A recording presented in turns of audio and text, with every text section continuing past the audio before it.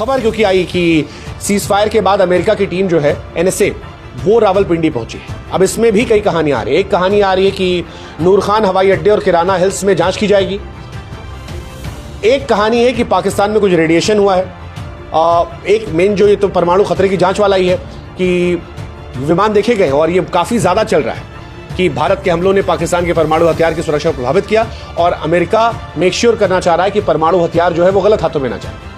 हालांकि ये ऊपर की बात है, अंदर की बात ये भी आ रही है कि अमेरिका इस मौके का फायदा उठाकर पाकिस्तान के अंदर चीन की जो तकनीक है उसे हासिल करने की कोशिश कर रहा है। अमेरिका ने पैसा देकर पाकिस्तान को खरीद लिया और पाकिस्तान मतलब उनका तो कोई दीन ईमान है नहीं, जो ज्यादा पैसा देगा वो उधर, तो ये उनका हमेशा से स्टैंड रहा है। ये एक छिपी कहानी हो सकती है। हालांकि इसी बीच में रेडिएशन की भी खबर आ रही है कि रेडिएशन लीक हुआ और ये कितना सच कितना फसाना पता नहीं, लेकिन ये सारी वो खबरें हैं जो अब अंदर खाने से चल रही है। कितना सच है ये सरकार को आकर क्लियर करना पड़ेगा। हालांकि ऐसा भी हो सकता है कि इनमें से बहुत सारा सच ऐसा हो जो कभी भी सामने ना आए।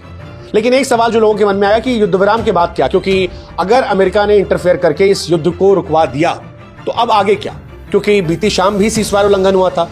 फिलहाल माना यही जा रहा है इंडिया पाकिस्तान के कॉन्टेक्स्ट में कि ये युद्ध विराम एक छोटी राहत है, लेकिन ये एंड नहीं है, क्योंकि अभी भी कई बड़े बदलाव है। पाकिस्तान में अभी भी अस्थिरता है। हालांकि माना जा रहा है कि अमेरिका अब गया है तो पाकिस्तान के अंदर पॉलिटिकल और सेना के तौर पर अगले कुछ दिनों में कई बड़े बदलाव मिलेंगे। मतलब ऐसा हो सकता है कि कई बड़े पाकिस्तान के अधिकारी जो हैं वो बर्खास्त कर दी जाएं, कुछ नेताओं के अंदर बाहर होने खबर हो जाएगी और कुछ नई नियुक्तियां जो है वो भी देखने को मिल जाएंगी। एक कहानी है। दूसरा, पाकिस्तान के अंदर अभी गिलगिट बाल्टिस्तान वाला मामला खराब हो गया है। पीओके को लेकर एक मौका है। हालांकि अमेरिका कश्मीर को लेकर इंटरफेयर करने की कोशिश कर रहा है। भारत ने क्लियर किया है कि आप कश्मीर को लेकर नेता मत बनिए, हम अपने हिसाब से देख लेंगे। एक कहानी ये है। परमाणु खतरे का जिक्र जो है वो तो लगातार चल ही रहा है कि क्या भारत अपनी पॉलिसी चेंज करेगा नो फर्स्ट यूज की, या पाकिस्तान की पॉलिसी को चेंज करवाया जाएगा। क्योंकि अगर भारत पाकिस्तान से न्यूक्लियर वॉर को लेकर युद्ध रोकता है तो पाकिस्तान हमेशा इस चीज का जिक्र करता रहेगा। ऐसे में भारत को एक अल्टीमेट सोल्यूशन चाहिए होगा न्यूक्लियर वॉर को लेकर कि क्या इसका सोल्यूशन है। या तो जैसा हमने कहा, या तो हम भी अपनी पॉलिसी चेंज कर दें कि भाई साहब जब हमको लग रहा है कि तुम उठाने वाले हो उससे पहले तुमको मार के हम खत्म कर दें, या तुम भी साइन करो कि नहीं लड़ेंगे और दोनों ताकत दिखाएंगे, पापा को नहीं बुलाएंगे या घर से चाकू और सामान लेकर नहीं आएंगे। वो भी देखने वाली बात है। एक कहानी जो है वो ये है कि अब पाकिस्तान में अमेरिका वर्सेस चीन भी हो सकता है, क्योंकि अमेरिका इतना पैसा खर्च रहा है। अमेरिका चाहता है कि वो इंडिया और पाकिस्तान दोनों को थोड़ा थोड़ा कंट्रोल। रशिया यूक्रेन के युद्ध में इंडिया की पावर का काफी जिक्र हुआ था। इंडिया ग्लोबली काफी पावरफुल बन गया था कि हम दोनों से बात कर रहे थे। अमेरिका भी वो चौधराहट दिखाना चाहता है कि देखिए हम कंट्रोल कर रहे हैं, दुनिया में सुपर पावर हम। लेकिन इन सबसे क्या भारत कमजोर हुआ है? नहीं, भारत नहीं हुआ है। भारत ने अमेरिका से लेकर पाकिस्तान को औकात दिखाई है, विच इज ट्रू, और ये हमें आपको मानना पड़ेगा। इसके कई वजह। एक, कभी कोई सोच नहीं सकता कि किसी देश के न्यूक्लियर पावर प्लांट के पास हमला कर दिया जाए। इंडिया ने वो हमला किया। पाकिस्तान की वो मस्जिद जिसको दुनिया ने देखा, जिसे हमने उड़ाया और जहां जैश ए मोहम्मद का कैंप था, पाकिस्तान के आतंकवादियों को हमने मारा। पाकिस्तान सिर्फ इस बात से खुश है कि सीज फायर हो गया। हम इस बात से नाखुश हैं कि सीज फायर हो गया। ये बता रहा है कि हमारे और पाकिस्तान के सोचने में कितना फर्क है। हमने उनको अपनी ताकत का एहसास कराया, हमने शक्ति प्रदर्शन किया और पाकिस्तान को स्पष्ट संदेश दिया। फिलहाल पाकिस्तान अमेरिका की गोद में है, लेकिन भारत इस बार शायद क्लियर है। और इसी हमें लगता है कि ये सवाल उठना चाहिए कि ये शांति जो है ये क्या तूफान से पहले ही खामोशी है, क्योंकि युद्ध विराम जो है ये एक बार परमाणु जंग को रोकने में कामयाब रहा, लेकिन शायद ये ठहराव है।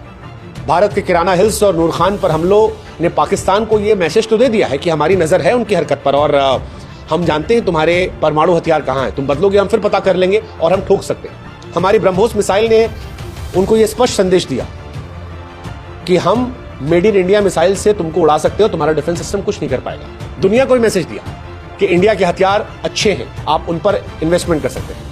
लेकिन बीच में अमेरिका की टांग अड़ाना, टीवी चैनल्स का खामोश हो जाना और फिर कुछ कहानियों पर सरकार का चुप हो जाना, यह सवाल थोड़ा पैदा करता है, जिसकी वजह से शायद भारतीय थोड़ा परेशान है। और वो परेशान इसीलिए क्योंकि हमारी एक्सपेक्टेशन का लेवल सरकार से ये हो गया। But still again it's a victory. 1971 से कई बार लोग कंपेयर करते हैं कि यार इंदिरा जी ने ऐसा किया था।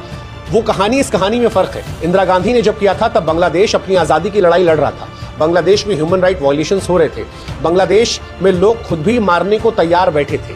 ऐसे में इंडिया को सिर्फ जाकर वहां एक बार पाकिस्तानी फौज को हराना था, बाकी काम बांग्लादेश को खुद करना था और इंडिया ने वो किया, बांग्लादेश बन गया। बाकी कहानी अलग है। पीओके को लेकर हमारी क्लैरिटी है, जो आज इंडियन गवर्नमेंट ने कहा कि बात सिर्फ पीओके को लेकर होगी।